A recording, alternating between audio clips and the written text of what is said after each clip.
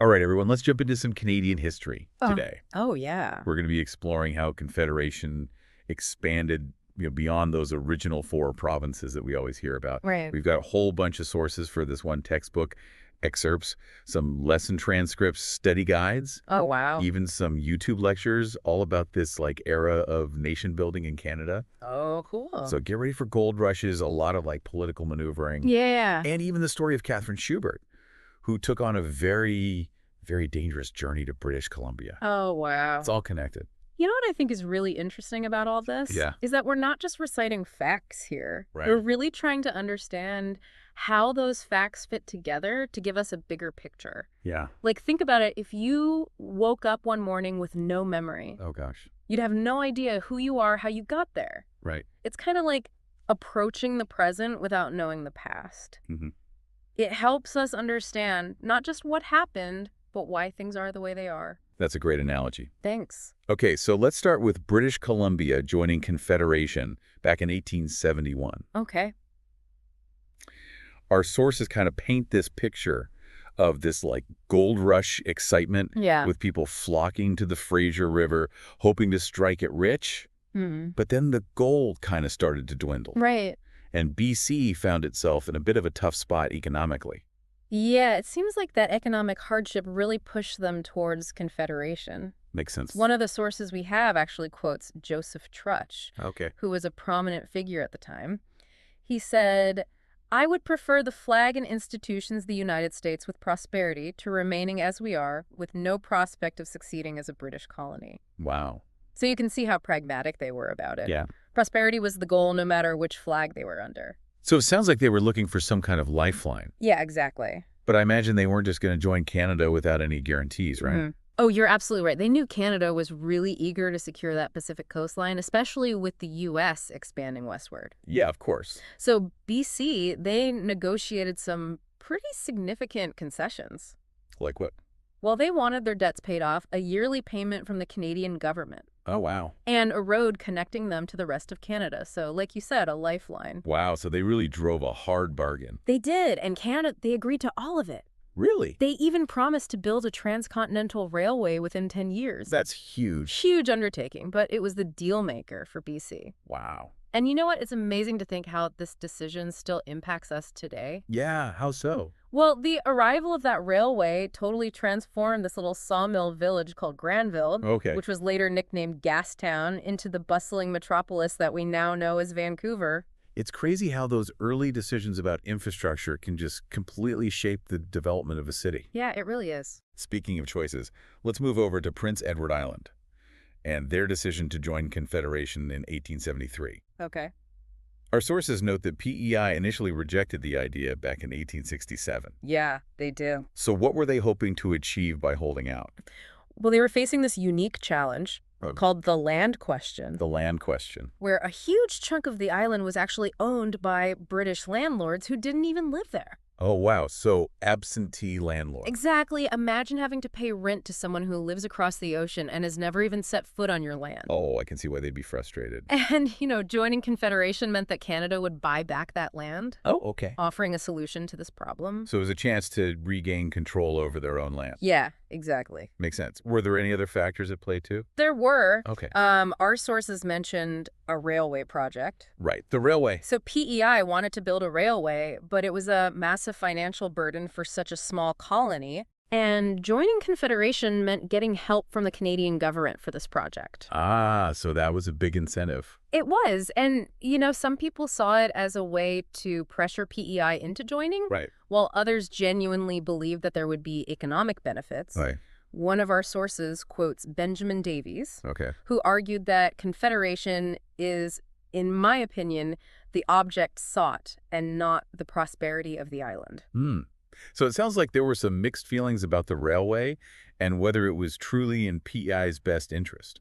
Yeah, there definitely were. What other factors influenced their decision? Well, there was a failed trade deal with the United States. Oh, right. I remember reading about that. PEI was hoping for tax-free trade with the U.S., Okay. but as a British colony, they couldn't negotiate independently. Ah, that makes sense. So this kind of pushed them to consider Canada as their primary trading partner. Right. And then there was pressure from Britain, Okay. who wanted to reduce the cost of managing a colony. And from Canada, who was a little bit concerned about American intentions. So PEI was caught in the middle of all this. Yeah, a bit of a geopolitical tug of war. So what ultimately convinced them to join Confederation? Well, it was kind of a package deal that addressed most of their concerns. Okay. Canada agreed to pay off PEI's debts, Hmm. provide a yearly payment, Okay. take over the cost and construction of the railway, Wow. offer year-round steamboat service to the mainland, Oh, wow. give PEI 6 MPs in the House of Commons, Okay. which was quite generous considering their population, Yeah. and of course buy back that land from those absentee landlords. It sounds like they got a pretty sweet deal. Yeah, it was an offer that was really hard to refuse. So PEI played their cards right and negotiated a good deal. They did. But what about the human side of things? Oh, yeah. Our sources mentioned the Acadian population on the island. PEI actually had a small but very politically active Acadian population. Oh, okay. In fact, the first Acadian MP in the House of Commons wow. was from PEI. Really? His name was Stanislaus F. Perry. Okay. He was known for his integrity. They called him Perry the Noble. Wow. And today, about 12% of PEI's population can trace their roots back to the Acadians. That's interesting. It's a reminder that Confederation wasn't just about those political and economic deals, Right. but about the diverse people who were shaping this new nation. Absolutely. And our sources also highlight the Micmac, Yes. who had been really deeply affected by those British land policies. Right. Their story kind of adds another layer to understanding this period. It does. The Micmac faced a lot of displacement and hardship, Yeah. but they showed remarkable resilience. Yeah. Their story is just a reminder that the history of Confederation is intertwined with the experiences of Indigenous peoples, Right. which we'll explore more as we continue our deep dive. Okay, let's shift gears now Okay? and head west to those vast prairies of the Northwest Territories. Right. Our sources tell us that this region, which was purchased from the Hudson's Bay Company in 1869, Was experiencing this rapid population growth. yeah, By the late 1800s, the call for provincial status was getting louder and louder. it was. Why was that? Well, imagine this. You have a functioning government, you have a degree of autonomy, but you don't have the power to collect taxes, to fund the essential services you need. Right. Schools, roads, railways, these were all provincial responsibilities. Okay. The people in the Northwest Territories wanted control over their own destiny, Yeah. and becoming provinces was how they could achieve that. So it was about having the resources to shape their own future. Exactly. But I imagine becoming provinces wasn't just a simple process. No, it was far from simple. What were some of those major sticking points? Well, there were 3 main issues they had to work through. Okay. First, how many provinces should be created from this vast territory? Okay. Then, how should they divide the power and the resources between the federal and provincial governments? And finally, and maybe most importantly, how could they address the rights of minorities, Okay. especially in education? So a lot of complex issues to navigate. Let's unpack those one by one. All right. Starting with the question of one province or two, Okay. our sources mention Frederick Halton, Yes. a prominent politician in the Northwest Territory, Right. who strongly advocated for a single province. He did. What were his arguments? Well, he argued that they'd been functioning pretty well as a unified entity, Okay. and that a single province would be more efficient and would have a stronger voice on that national stage. I can see his point. Yeah. But Prime Minister Wilfrid Laurier had a different vision. He did. He wanted to divide the territory into 2 provinces, Right. Alberta and Saskatchewan. Yes. What was his reasoning? Well, Laurier had a couple of concerns. Okay. He was a bit worried about the potential power of a single large province Okay. and felt that 2 provinces would be more manageable and less likely to challenge federal authority. Right, so a balance of power issue. Exactly. And secondly, he wanted to ensure the protection of minority rights, particularly for Francophones and Catholics. Okay. And he believed that having 2 provinces would make this more likely. So it was a clash of visions for how the West should develop. Yeah, it was. What about that second major debate? Yeah. The control of land and resources. Right. So Halton wanted the new provinces to own their land and resources, like other provinces did. Right. But Laurier held firm. Okay. He believed that federal control was crucial to encourage settlement and to ensure fair access for newcomers. Okay. He argued that the Northwest Territories, unlike the original provinces, had never technically owned the land. Right. So the question of transferring ownership was kind of moot. So Laurier's vision for a unified Canada under federal control won out in the end. It did, and Yeah. the federal government retained control of the land and resources, but they did offer financial compensation to those new provinces. Right. And it's worth noting that this issue of resource control continues to be a big topic in Western Canada today. Absolutely.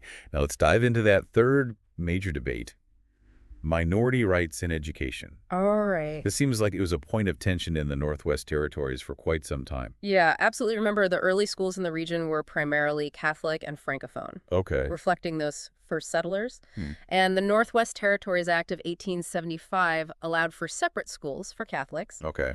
and the use of French in the classrooms. Right. But as more and more English-speaking settlers arrived, Yeah. the demographics shifted. Of course, so by the 1890s, there was a push for a unified English language school system. Right.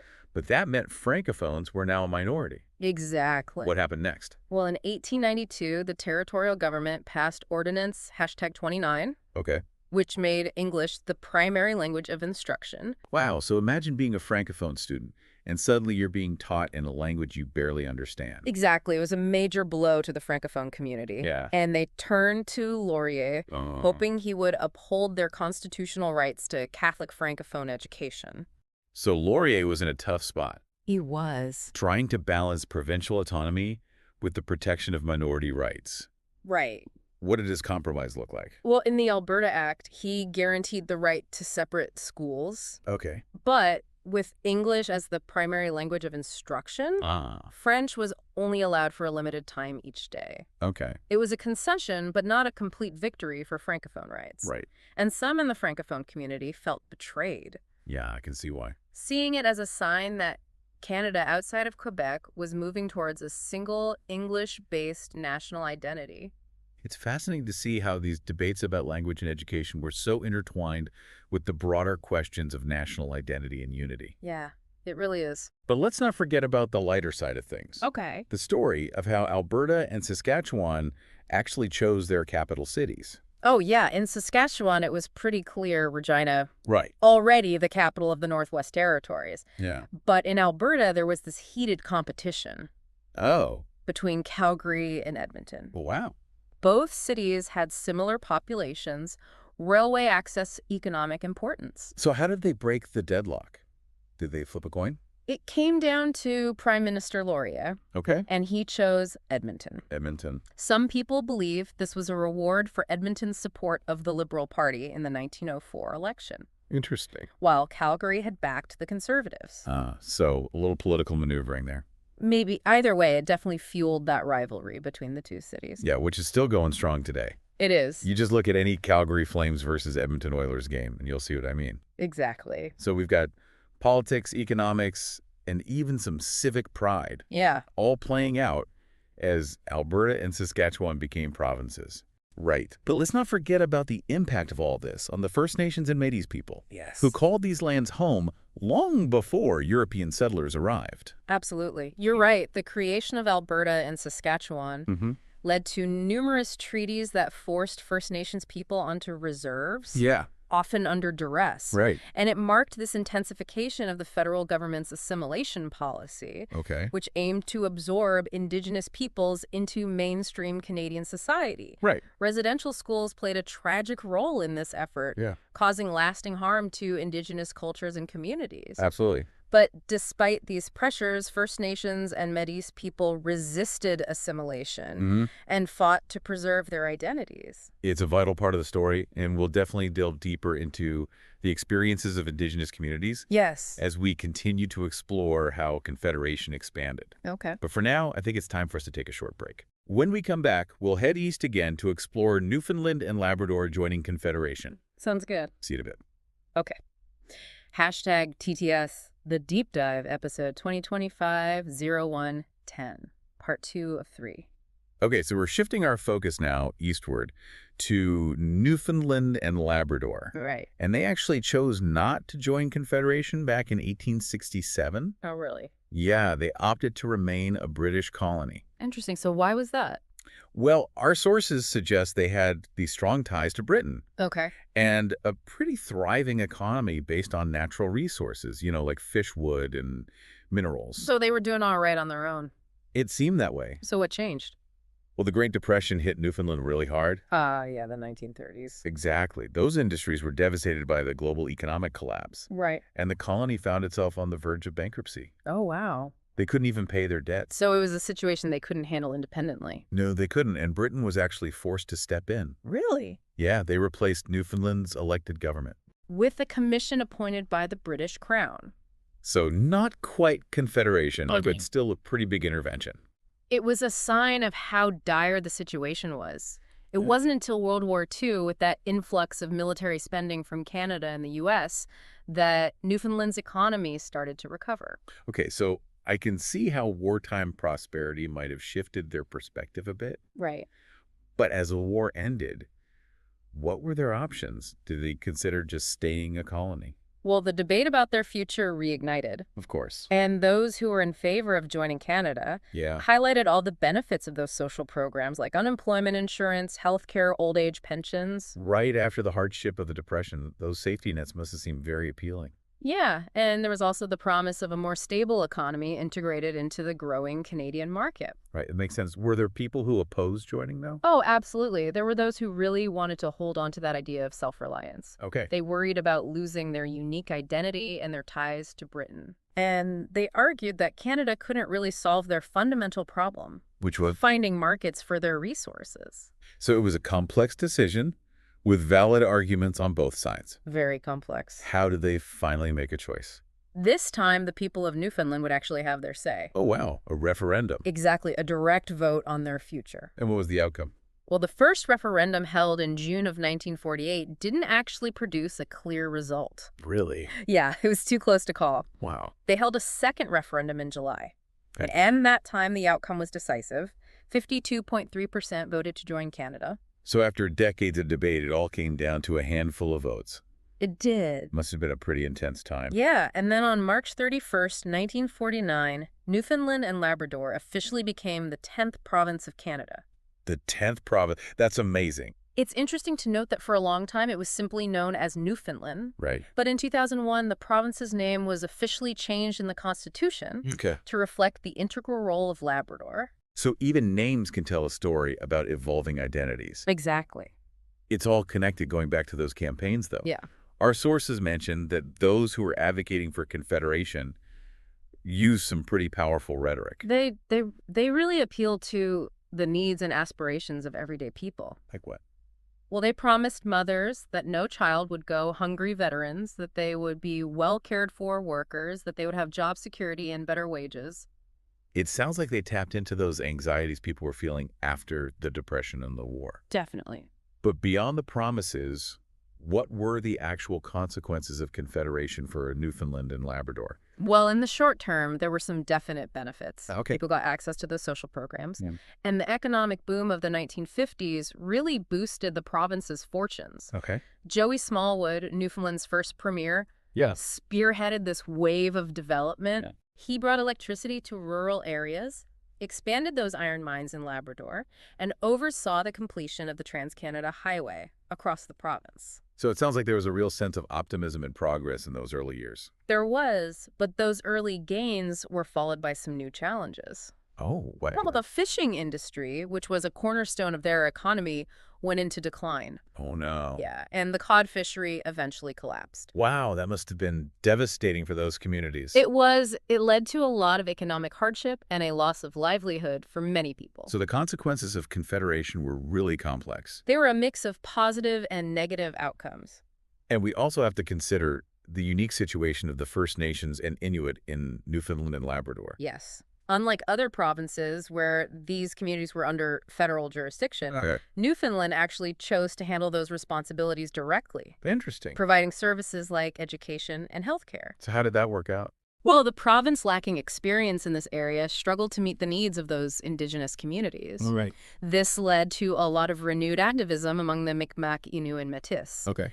demanding better services recognition of their rights and a return to self-determination. It's a reminder that the journey toward reconciliation is an ongoing process, even within the framework of Confederation. It really is. It's a complex legacy. It is. It speaks to those broader themes of power, identity, and the ongoing struggle for recognition that had been woven throughout the history of Confederation. Absolutely. Hashtag TTS, the deep dive, episode 2025-0110, part 3 of 3. Each province had its own path to joining Confederation. Yeah.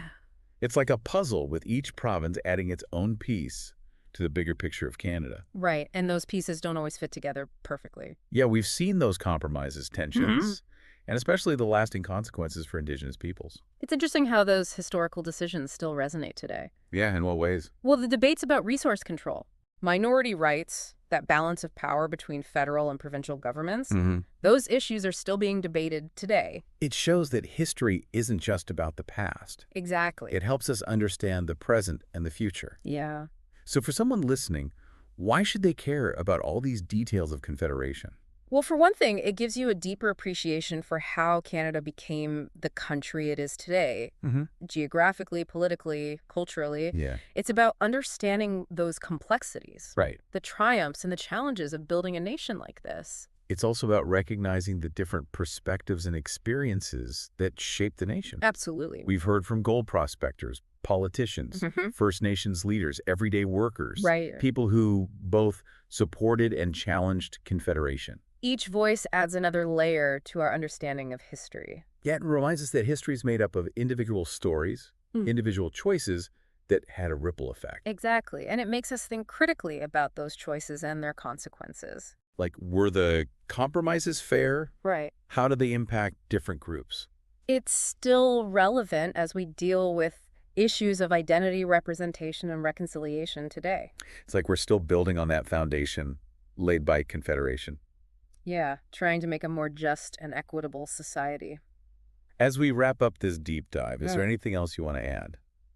We've talked a lot about economics politics, Right, the desire for autonomy. but what about those less tangible things? What do you mean? That sense of belonging, shared values, Okay, the idea of being Canadian. I see. How did those concepts change as Canada grew, and Yeah. how do they continue to shape Canadian identity in today's world? That's a great point to end on. It's something to think about as you continue to learn about Canadian history. We've covered a lot of ground, but there's always more to explore. Always. Keep asking those questions and discovering those stories. Exactly. Thanks for joining us for this deep dive, everyone. Thanks, everyone.